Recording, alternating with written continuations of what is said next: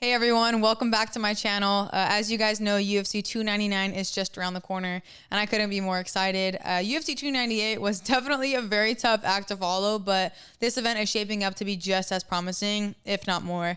I just wanted to take some time to give my thoughts and predictions for this card.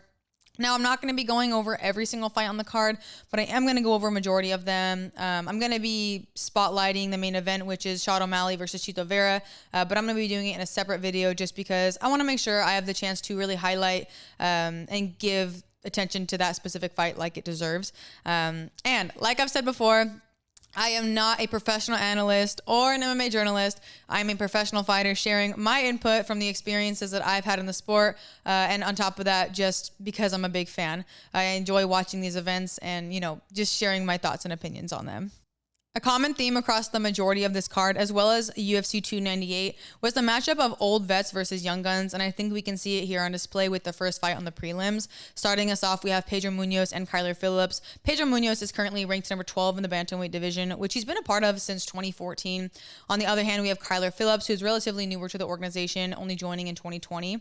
Looking at both their records, it might be easy to count Pedro Munoz out because he's 2-5 in his last 7, not counting the eye poke no contest that he had against Sean O'Malley. But things are not always what they seem when you dig a little deeper.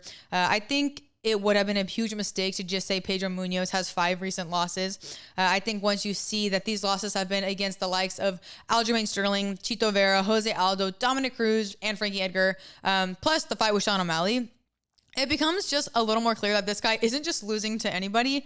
Yeah, he has a few losses over the years, but they've all been to former champions in the division. Some of them even having their names thrown in the GOAT category, and others who are fighting for the belt, looking to become the next champ. So like many things in MMA, you have to take stats and records with a grain of salt, and I think this is a perfect example. With such a long career and facing so many former greats, I think Munoz has a lot of time to gather some great experience and has really learned to define his fighting style. I feel like oftentimes a lot of young fighters may try to copy the style of their favorite fighter, not taking into consideration they might have different body types or physical attributes like speed, agility, arm length, leg length. But I do feel like Pedro Munoz has done a really great job of shaping his fighting style to match his body type. He has so much more compact frame and his technique mirrors that. He does a good job of keeping a solid high guard with his arms while chopping down at the base of his longer, lankier opponents with his low leg kicks. His grappling is also very effective, especially when it comes to him jumping on the neck. He has several guillotine finishes. Munoz has added so many tricks to his game over the years. He's experienced well-rounded opponents, and he knows how to apply the pressure when needed. But Kyler Phillips also knows how to apply the pressure. I believe Phillips can apply a lot more pressure, and he can do it with a lot more power as well. Kyler Phillips is significantly less seasoned, but he does do a great job of playing off of his body style as well.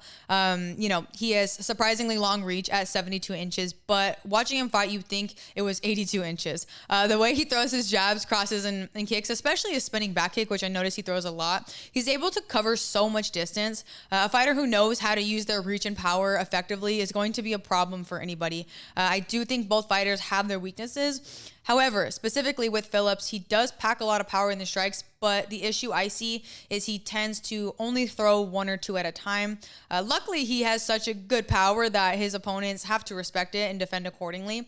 But he does also have a tendency to absorb a lot of strikes as he backs up after, throwing those punches while he's retreating. He also puts himself at risk by keeping his chin a little high as he's doing that. I think this could be a potential problem when facing a fighter like Pedro Munoz, who is known to throw multiple punch combos.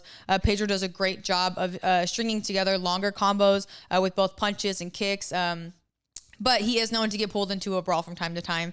As entertaining as that is as a fan, I think it would be a dangerous game to play with such a young and hard-hitting opponent in Kyler Phillips. Ultimately, I do think the deciding factor is going to be how Pedro Munoz deals with the lengths of Phillips. I think if Munoz can close the distance safely and land those punches when Phillips is moving back, he'll have a much better chance of winning this fight. So that's why if I had to choose a winner, I think I would lean towards Munoz. Now, while we're on the topic of longtime UFC veterans, let's take it a step further and talk about someone who's been in the promotion since 2008, and that fighter is RDA. Just for reference, back in 2008, I was in the 3rd grade. Yeah, you heard that right. I was in the third grade. I was 8 years old. So that just goes to show how long RDA has not only been fighting with the UFC, but how long he's been consistently winning in one of the toughest divisions.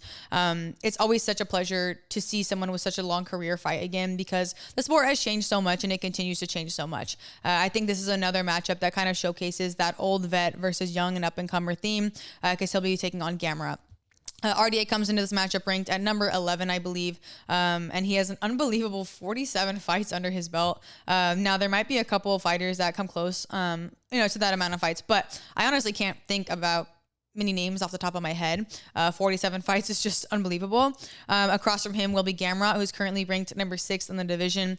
Gamra is a little newer to the organization, especially in comparison to RDA, joining in 2020, but he's quickly made a name for himself with how outstanding his grappling is. The UFC is such a talented organization, obviously, and there's no shortage of fighters who have very solid backgrounds in jiu-jitsu or wrestling, but I think Gamra is a level above most of them. I think what separates the good grapplers from the great grapplers, especially when it comes to MMA, is their ability to either chain wrestle, explode through a takedown, or finish a takedown or sweep from a bad position, and I think Gamra is able to do most of those things. What stands out to me the most about Gamra is his ability to not just continue to wrestling through every position, but his ability to keep his finishing options open. There's so many instances where you don't know if he's going to finish a double leg with a single leg or duck under or peek out. I feel like he just never limits himself to just one takedown. He always knows how to counter his opponent's counter to his counter. Obviously, RDA is no slack when it comes to grappling. In fact, it's actually one of his biggest assets. On top of RDA's grappling background, I actually think he has a much more well-rounded game than Gamra, specifically in the striking department. Now, don't get me wrong, Gamra looks like he can hit like a truck, but with a grappling-heavy game, his technique is likely to be a step behind in some other areas. And just watching his past fights, it seems to me like he's only interested in throwing just enough punches for him to grab a leg or score a takedown. I honestly don't know how often he throws 2 or 3 or more punch combos. He seems to throw like one heavy shot and cover up and circle, and he repeats that pattern. I also haven't seen much in terms of striking defense from him. He does keep his hands up, but when facing a good striker who can land leg kicks, body punches, or elbows, you're going to need to know how to do more than just cover up. That's why I think it'll be interesting to see how RDA implements the kicks that he's so well known for.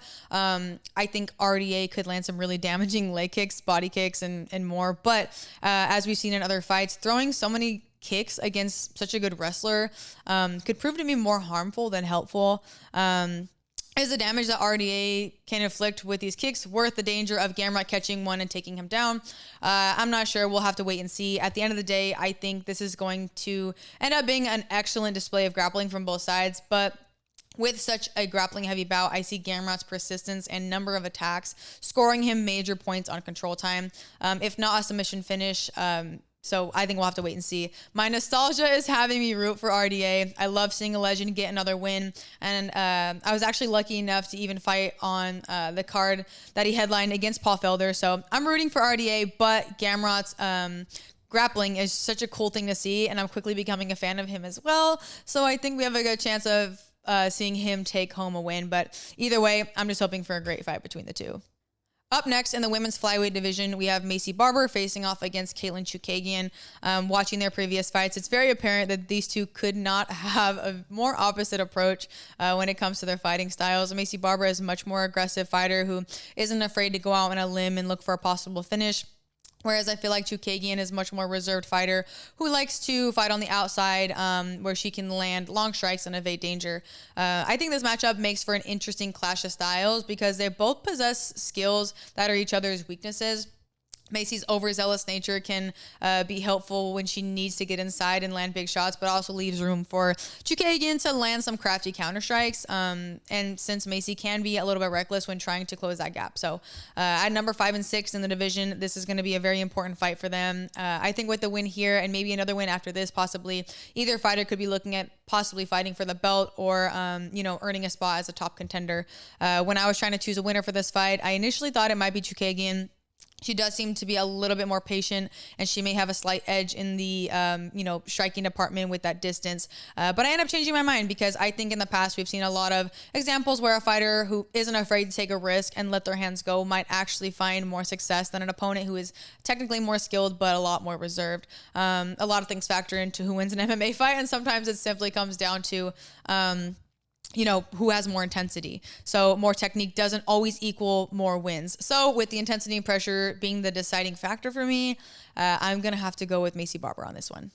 Closing out the prelims, we will be moving up to the heavyweight division where we will see number 6 ranked Curtis Blaydes facing off with Jailton Almeida, who's ranked just above him at number 5. My prediction for this fight is big power. I think we can expect a night of big, powerful punches and big, powerful takedowns, especially from Curtis Blaydes. When it comes to wrestling in the higher weight classes, I feel like it's really uncommon to see a fighter who can score such high amplitude takedowns like Blaydes does. Maybe in some of the smaller weight classes, you'll see people get lifted and slammed, but not many people can do it the way Blaydes does it with other heavyweights. I do think we'll have to see what kind of approach Blaydes does take with this fight, though, because I do think the jiu-jitsu of Almeida could be the deciding factor. Trying to wrestle an opponent with such good submission skills could be like playing with fire. Almeida has been on a tear ever since he joined the UFC back in 2021. He scored a submission win on the Contender Series, and he's finished every single opponent since, except for Derek Lewis. If I've learned one thing while watching Almeida fight is that when he gets on top of you, you're not getting up. I think if Almeida is able to sweep Curtis Blaydes or maybe even score a takedown of his own, I think Blaydes is going to have a hard time defending it from there.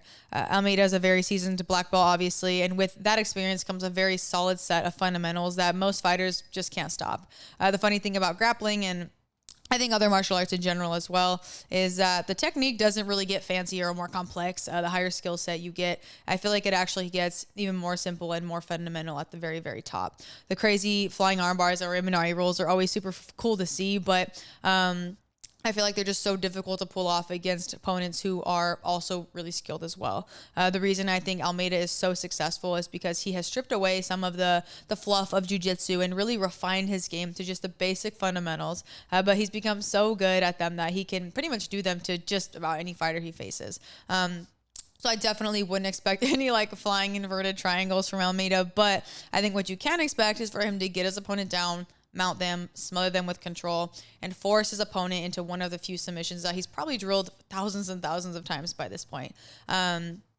Oh man, I don't know. I feel like there's so much to consider when trying to choose a winner for MMA fights. MMA fights are already so hard to make predictions for, and there's so many things that can happen. But I think with the heavyweight division, it makes it even worse. The reason for that is just I feel like every heavyweight has knockout power, whether someone's a wrestler or jiu-jitsu or short and compact or tall and lanky. If you're a heavyweight, you have knockout power.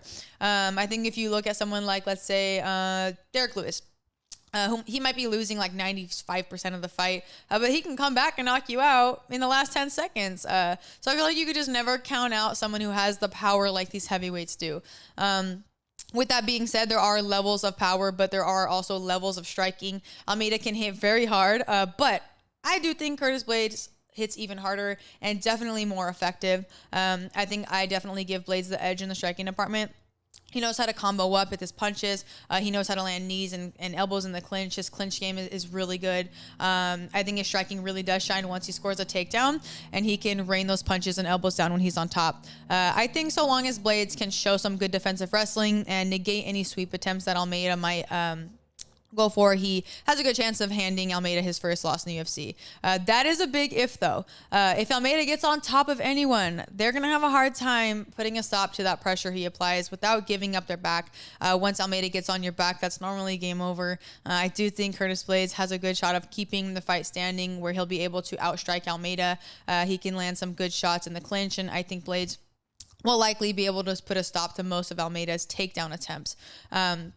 I know Almeida is undefeated since he's been in the promotion, but I think Blaydes has a style that Almeida might have a tough time dealing with. So for those reasons, I'm going to go with Curtis Blaydes.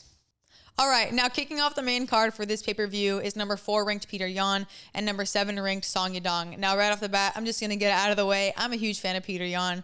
He's one of my favorite fighters to watch, and I think his boxing is so crisp and entertaining. He knows how to stay precise and land clean combos, but I feel like he also isn't afraid to throw himself into the fire and brawl if need be.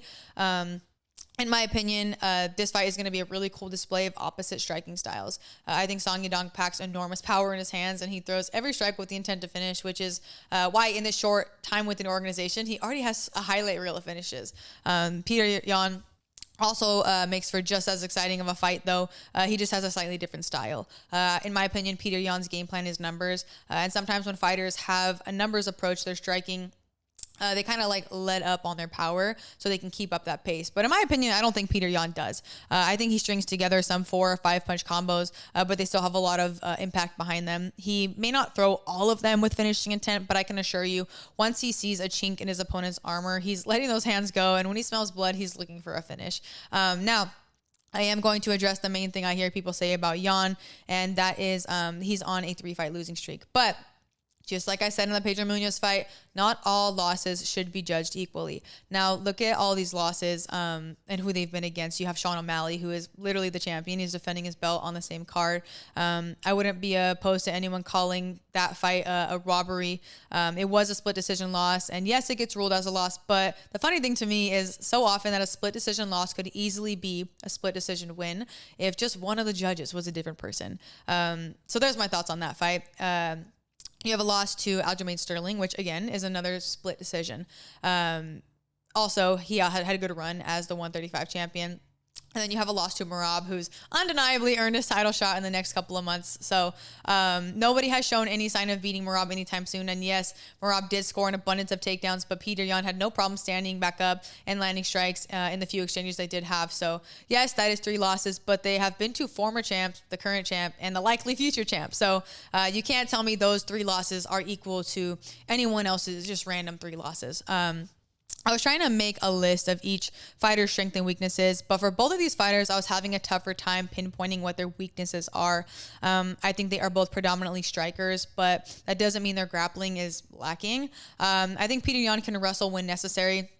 Merab is going to take everyone down, so I don't put too much emphasis on that fight in the wrestling department. And I also think that Song Yadong could have some wrestling skill that we haven't seen so far, maybe.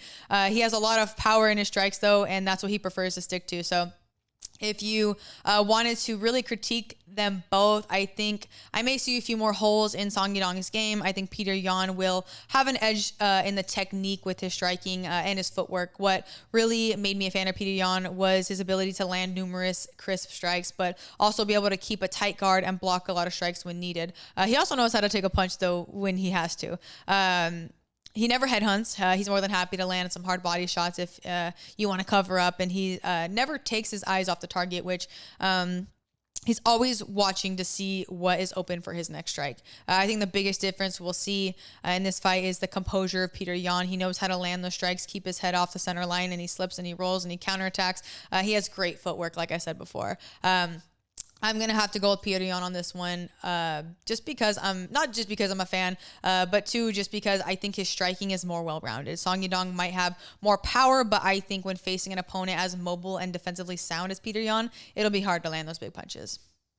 Moving on up, we have number 4 ranked Gilbert Burns taking on number 11 ranked Jack Della Maddalena.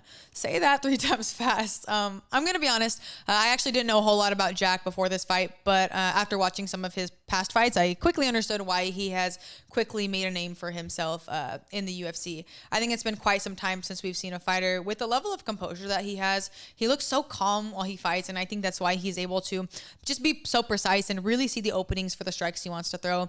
But I am a big fan of Gilbert Burns, though, and I think he might be able to throw something at Jack that he hasn't quite had to face yet, and I think that is intensity.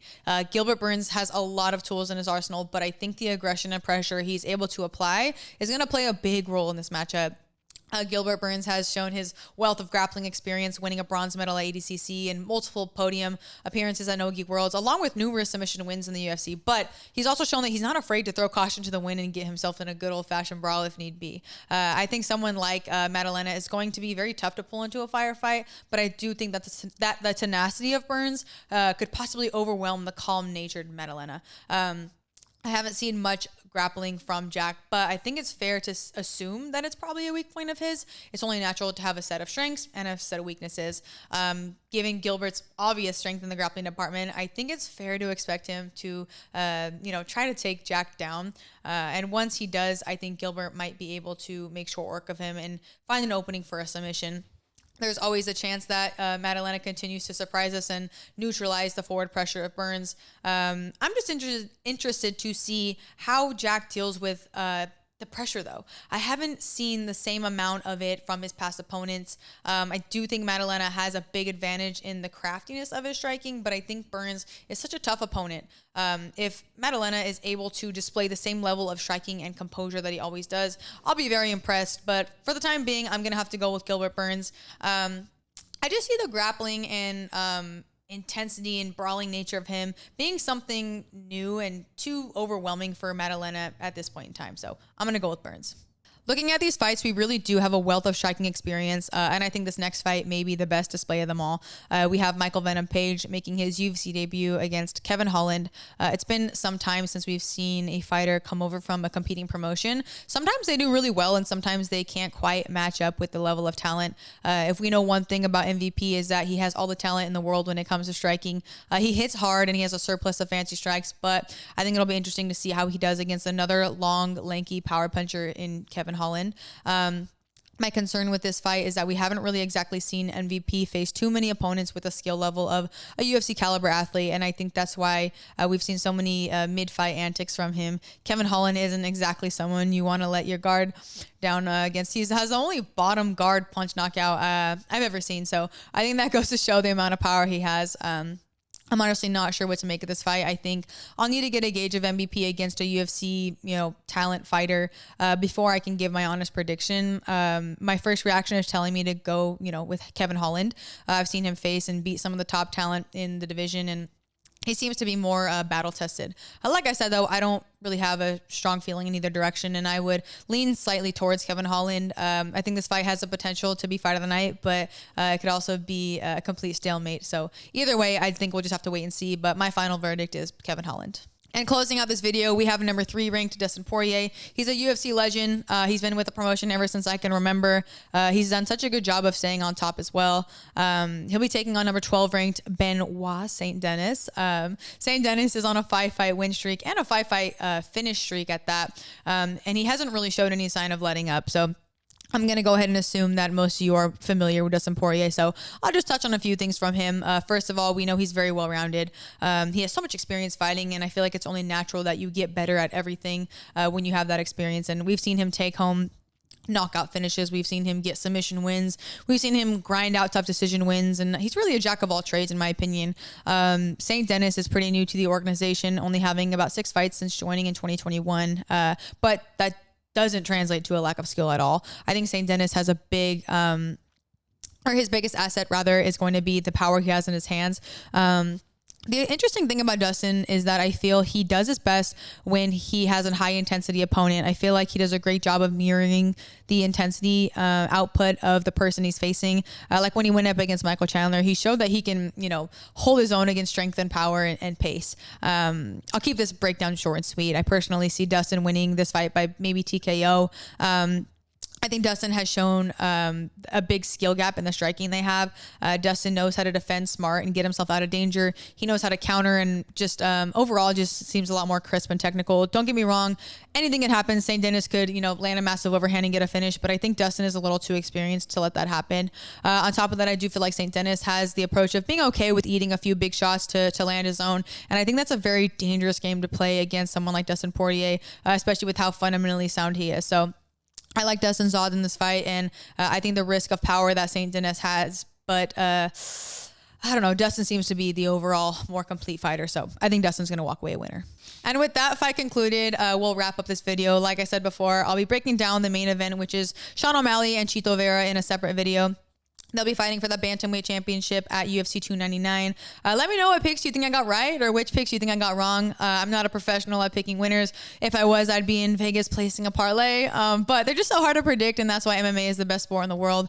Either way, thank you for watching. Be sure to like and subscribe. The channels have been seeing some steady growth, and I'm very excited to keep putting these videos out. So thank you again, and I'll see you next time.